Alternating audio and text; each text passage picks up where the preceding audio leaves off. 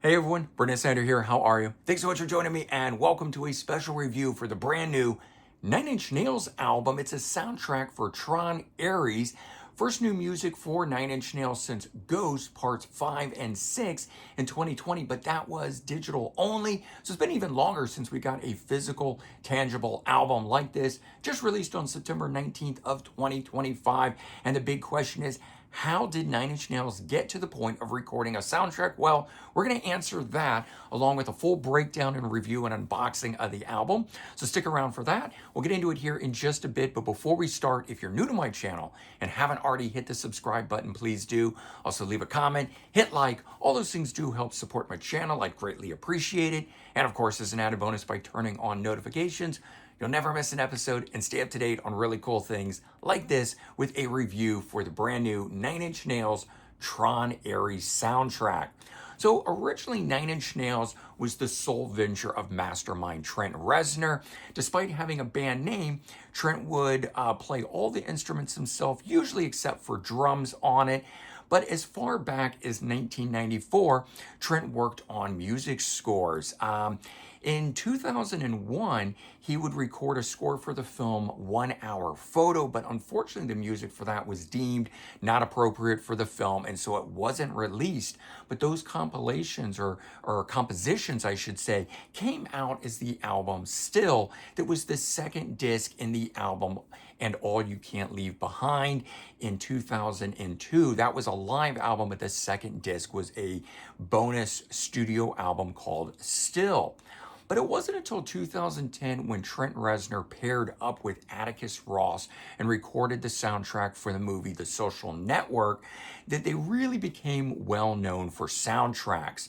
And after recording soundtracks for movies like Girl with a Dragon Tattoo in 2011, Gone Girl in 2014, Patriots Day in 2016, and a bunch of other ones, Atticus Ross at that point, though, would join Nine Inch Nails as an official member, making it the first time Trent Reznor was collaborating for a full album of Nine Inch Nails material. And so while more soundtracks would get released under the name of Trent Reznor and Atticus Ross, Nine Inch Nails began releasing albums too as that collaborative effort, with material becoming more like their scores. And so we had not the actual event in 2016, their first collaborative effort, Ad Violence in 2017, and Bad Witch in 2018. And as I mentioned, Ghost Parts 4 and 5 came out in 2020, but those were digital only releases. So that leads us to the Tron Ares soundtrack, first soundtrack released under the name of Nine Inch Nails and not as Trent Reznor and Atticus Ross. So this here having 24 tracks on it, it's on one CD, clocking in at 67 minutes, so a good length of time. The album has more instrumental tracks on it than vocal tracks, but it does all work really well together, and it does flow all the way through. Now, sometimes soundtracks sound disjointed without the movie, but I believe this one here fully works as its own. I haven't seen the film, so just listening to it musically, it already works really well together. The vocal tracks, though, are really where it comes together as far as things sounding like Nine Inch Nails. And maybe that's the impetus for calling it a Nine Inch Nails album and not calling it simply Trent Reznor and Atticus Ross as they would usually do for their soundtracks. The breakdown of the songs on here, if we flip this over and give it a quick look, you can see that it's done in 3 groupings. And so it's, whether intentional or not, it comes off as 3 suites. And so the first 8 tracks, because there's 24, the first 8 that are on here, have that sound to me that is much more like a Nine Inch Nails album, whereas the second 8 tracks have a more ambient feel, and what you would have expect out of a score. And then the last 8 tracks really bridge those two types together and kind of what I would have expected as the whole for a Nine Inch Nails soundtrack. But like I said, whether or not it's intended, the album plays as though it's 3 suites, where those groupings of songs, in my opinion, work really well together. Now, sometimes soundtracks are sequenced in the same order that the films unfold, but I'm not sure if that's actually the case of this. Again, the film won't come out until October 10th, so I haven't seen the film and can't speak to that. But I am curious if this sequencing on the soundtrack is actually the same as the film or different, because it flows so well on the soundtrack as a standalone piece. I wonder if it wasn't just sequenced that way, really making it a Nine Inch Nails album and not just a straight soundtrack. Let's talk about some of the standout tracks though. Track 1, In It, is an instrumental. It's a perfect way to kick off the album. The song starts right away. It doesn't slowly build. It's not ambient, the way you might expect from a soundtrack opening song or something of that nature. But it introduces us to the sound of the album right away, which is a 1980s themed sound of music with industrial tinges, perfect for Nine Inch Nails. Track 2, Forked Reality, another instrumental track. First piece that feels like a score on the album, and it actually does a good job of bridging that opening song and the third track on the album, which is the next one I want to talk about, track 3, As Alive as You Need Me to Be. This one here is the first one with vocals on it. It was also the first single off of the soundtrack. And the song sounds like what you would expect from Nine Inch Nails. But it's definitely more than just a score. When the song starts off, it's got the feel of that opening number until the vocals come in on it, and it's undeniably Nine Inch Nails. Not as heavy as past Nine Inch Nails material, and that's kind of the overall take for the album itself, but it is where the band is at today. Personally, I love the 1980s feel that's mixed with the 90s industrial tinge. I think they're doing a really great job for it. Very fitting for the movie itself, and of course for what it is that Nine Inch Nails can bring across. Track 9, Infiltrator. It's another instrumental merging the atmospheric sounds from the scores with the classic Nine Inch Nails sounds, making for a very good track on the album. And track 18, A Question of Trust. And this one here is a very heavy, grooving industrial song on it, perfectly styled for Nine Inch Nails, and another great one on here. So let's take a look at this.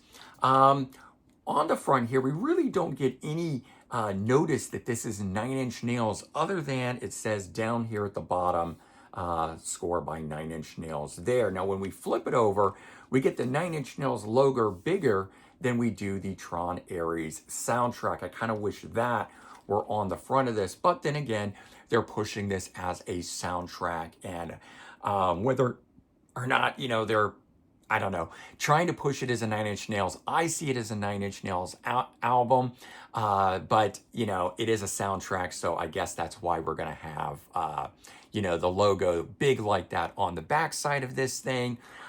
When we open this up here, we get to see a picture of Trent Reznor and Atticus Ross.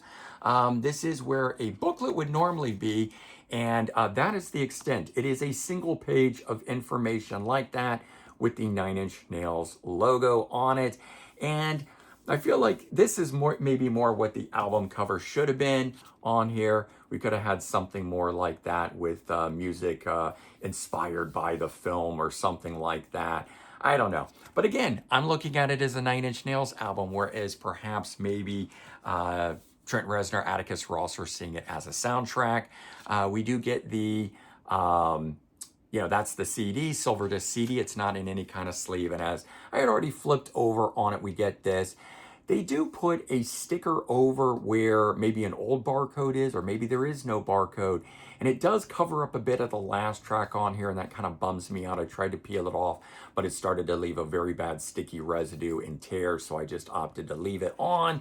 Maybe one day later on, I'll give it a good, going at trying to peel it off. But just so you know, that is on there. It's not on the shrink wrap, unfortunately, where I would have liked it to have come off. But Bottom line, this is the direction that Trent Reznor has been moving for quite some time. In fact, over 30 years at this point, since first doing a score in 1994. So the fact that it's finally a score under the Nine Inch Nails name, not really a surprise, just only in the fact that it took this long for them to release one under their name.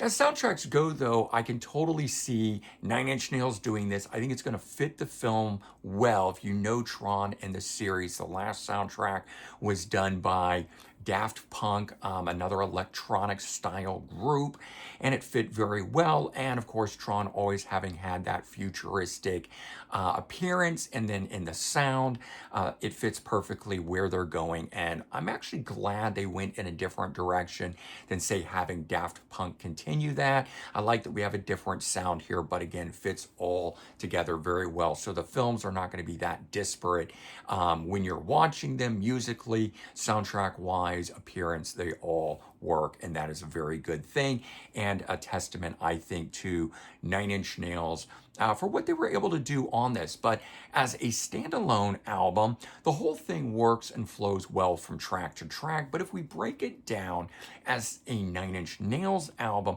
that's where it gets a bit different in here. For me, there's just simply not enough of what makes Nine Inch Nails for it to really have that overall feel to it. So looking at it, though, as a soundtrack that Nine Inch Nails did, I think is really where we have to look at it and then look towards the next full-length album under their name that is not a soundtrack to really get back to the Nine Inch Nails sound. That said, I can't stop listening to it. It's really that good. It just flows very well. I like the style of it. I've been playing it nonstop. So as an album, I do think it is incredibly good. Regardless of it being a soundtrack, a Nine Inch Nails album, or whatever, I would highly recommend checking this out. I think that the new Tron Ares soundtrack done by Nine Inch Nails is a very good listen and highly recommended for you guys. So there you go. That's my review of the Nine Inch Nails Tron Ares soundtrack. I hope that you guys have enjoyed it. If you've given it a listen or checked it out, weigh in. Let me know your thoughts. All right, everyone. Take care. Have a good one, and I'll talk to you real soon. Bye-bye.